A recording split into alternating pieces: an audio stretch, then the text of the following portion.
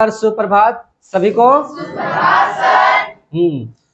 तो हम लोग यह जो रसखान का सवैया पढ़ रहे हैं 9वीं कक्षा में, जो हमको रसखान के सवैया पढ़ने का है, उसमें से 3 सवैया हम लोग पढ़ चुके हैं। 3 सवैया का आपने अध्ययन किया है। 3 सवैया के अध्ययन में से कुछ आपको दिक्कत परेशानी अभी तक है? तो हम आज चौथा सवैया पढ़ेंगे। चौथा सवैया आगे पीछे बात न करते हुए सीधा सवैया का गायन करते हैं और इसके बाद इसका हम लोग व्याख्या करेंगे, इसका भावार्थ देखेंगे कि कवि रसखान चौथे सवैये के माध्यम से हमें क्या कहना चाहते हैं। ठीक है? तो गायन जैसा कि पिछले सवैयों को मैंने किया है, इस तरह से इसको भी करते हैं। काननी दे अंगूरी रही वो जब ही मुरली धुनि मंद बजई है। काननी दे अंगूरी रही वो जब ही मुरली धुनि मंद बजई है। मोहनी कानन सोरस खानी अटा चढ़ी गोधन गई है तो गई है ना? Yes sir.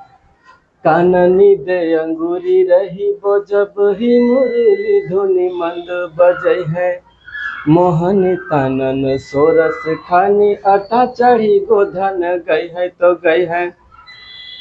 तेरी कहाँ से गिरे ब्रज लोगन कालू को कितनो समझई है।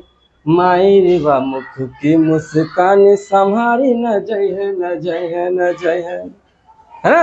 Yes sir. तो पढ़ने में तो सुंदर लगता है, जितना पढ़ने में सुंदर लगता है भाव भी उतना ही खूबसूरत है। ठीक है?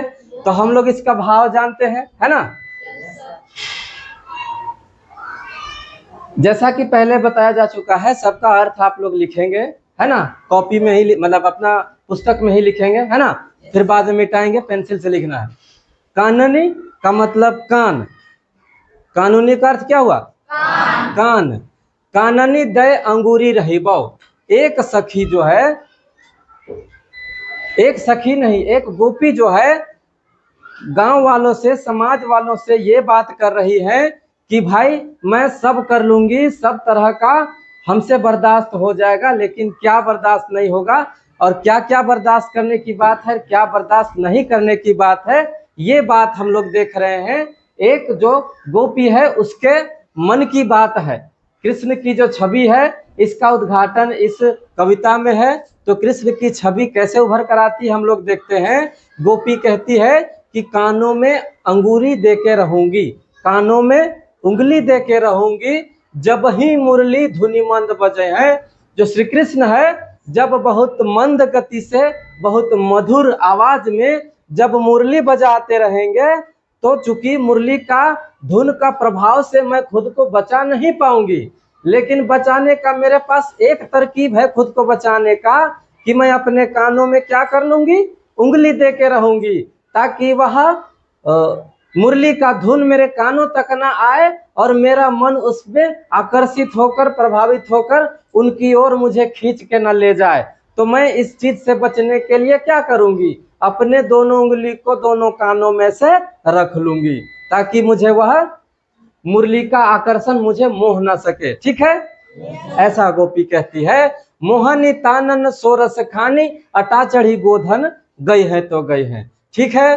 मोहनी तानन सोरस खानी अटा चढ़ी गोधन गई है तो गई है। गोधन, गोधन का मतलब हो गया एक प्रकार का गीत। एक प्रकार का क्या हुआ? गीत। जैसे हमारे यहाँ झारखंड की संस्कृति में डमकच एक गीत होता है, है ना? इसी प्रकार वह जो ब्रजवासियों में जो वहां का लोक गीत था, लोकगीत है ना, वो गोधन था। पिछले सवैये में जो गोधन आया है, गोधन ग्वारनी संग फिरंगी, वहां पे गोधन का अर्थ हुआ गाय, है ना? वहां गाय हुआ, लेकिन यहाँ गोधन एक गीत का नाम है और उसी गीत को अट्टालिका पे चढ़ के कृष्ण गाएंगे। क्या करेंगे? बांसुरी बजाएंगे, मुरली बजाएंगे और साथ में वो जो गोधन गीत है उसको गाएं तो गाएं, गई हैं तो गई हैं। अगर ये काम करेंगे, गाने वाला काम करेंगे और साथ में मुरली का धुन, मधुर धुन बजाएंगे, और ये कहाँ जाके बजाएंगे? अट्टालिका पे चढ़ के। अट्टालिका एक स्थान का नाम है। यूं समझ लो कि जैसे किसी भी स्थान में जो सबसे उच्च स्थान है, सबसे उच्च स्थान है, जहां से हम लोग कभी कभी जाते हैं शरारत करने, तुम लोग जाता होगा कि बहुत ऊंचे स्थान में जाकर बहुत जोर से चिल्ला दिए तो पूरा का पूरा वातावरण में तुम्हारा आवाज चला गया, है ना। ऐसे ही जगह पे कृष्ण बैठ के अक्सर वो मुरली बजा के और गोधन गीत गाते हैं, है ना।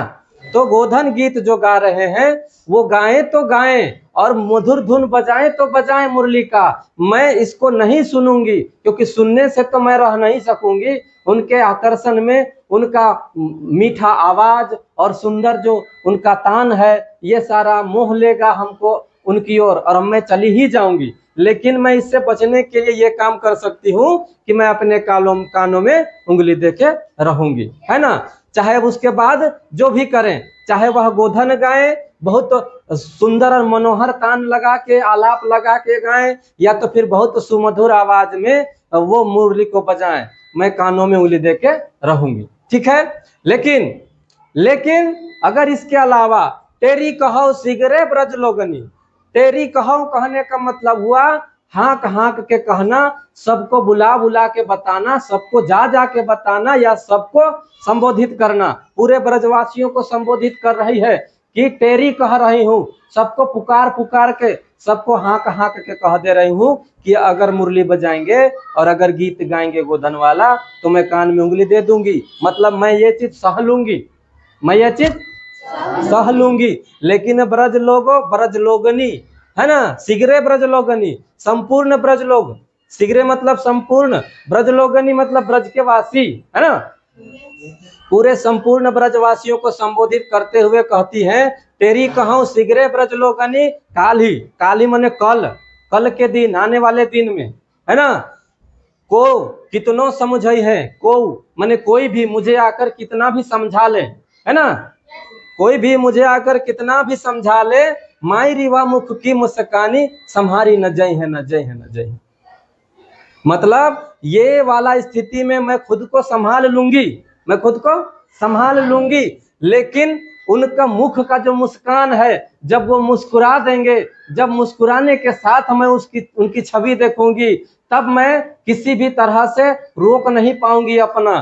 फिर तुम लोग कल कितना भी कुछ भी हमें लांछन दो कि मतलब हम संभाल नहीं पाए, मेरा चरित्र पर सवाल उठाओ, मेरे कैरेक्टर पर सवाल उठाओ, पर ये मैं नहीं सुनूंगी, क्योंकि मेरा मन तब मेरे बस में नहीं रहेगा जब कृष्ण मुस्कुरा देंगे, जब कृष्ण मुस्कुरा देंगे। क्योंकि जब वो गाएंगे तब मैं खुद को संभाल लूंगी, जब वो मुरली बजाएंगे तब मैं खुद को संभाल लूंगी। और कैसे संभाल लूंगी, कैसे संभाल लूंगी? मैं कानों में उंगली दे दूंगी, सुनूंगी ही नहीं, तो मैं आकर्षित नहीं होंगी। लेकिन अगर ऐसी स्थिति बनी कि मैं ऐसे स्थिति में कृष्ण को देख लूं कि वह मुस्कुरा रहे हैं और मुस्कुराने से उनका छविमान सुंदर छवि हमारे आंखों के सामने हो, या हमें आकर्षित करे और मैं न जा सकूं, ऐसा नहीं होगा। मैं खुद को ऐसा स्थिति में संभाल नहीं पाऊंगी, ऐसी स्थिति में खुद को संभाल नहीं पाऊंगी। और ये अपनी बेबसी बता रही है। कृष्ण के आकर्षण में पड़ जाने के बाद मैं खुद की नहीं रह जाती हूँ, मैं उनकी ही हो जाती हूँ, मैं उनकी ओर खींची चली जाती हूँ, मैं उनसे इतना जुड़ जाती हूँ कि फिर मुझे लोक लाज किसी भी तरह का ख्याल नहीं आता। क्या लाज होता है, क्या हया होता है, क्या शर्म होता है, इसका परवाह नहीं होता है। ये बात मैं पहले ही ब्रज लोगों को कह दे रही हूँ, है ना। तेरी कहो, टेर टेर के कहना, बोल बोल के कहना, पुकार पुकार के कहना कि भाई ऐसा स्थिति हुआ तो मैं फिर नहीं संभाल पाऊंगी खुद को, है ना। समारी न जय है, न जय है, न जय है ना। तो ये यहाँ पे है। और इस तरह से हम लोग देखें कि चारों सवैया कृष्ण से संबंधित है। पहले दो सवैये में हमने देखा कि कृष्ण के प्रति जो रसखान का खुद की भक्ति है वह व्यक्त करते हैं, और कृष्ण बाकी जो तीन हम लोग सवैया, बाकी जो दो सवैया देखें उसमें कृष्ण और गोपियों के संबंध, कृष्ण और ग्वाल ग्वालिनियों का संबंध जो है, और कृष्ण का जो रूप सौंदर्य है ना, कृष्ण की जो छवि की विशेषता है ना, उस सारी विशेषता को बाकी तीन और चार सवैये में कवि रसखान ने कहा। इस तरह से हमने देखा ये वाला जो चौथा सवैया है इस तरह से कंप्लीट हो जाता है, हमारा समाप्त हो जाता है। और हम चारों सवैया में जो छंद और अलंकार आदि की बात है छंद तो आपको बता ही दिए हैं। सवैया, इस छंद में लिखा हुआ मतलब इस टाइप का रचना को सवैया बोलते हैं। इसमें अलंकारिक यह रचना है, बहुत सुंदर पढ़ने में लगता है, मतलब अलंकार है इसमें। तो अलंकार के लिए हम लोग चारों सवैया को एक साथ करके, चारों सवैया में किस प्रकार का अलंकार है, क्यों यह इतना अच्छा लगता है, मतलब कविता का भाव पक्ष और कला पक्ष दोनों ही हम लोग डील करेंगे, है ना। तो यह इस तरह से आज समाप्त हो जाता है। ठीक है, चलो धन्यवाद।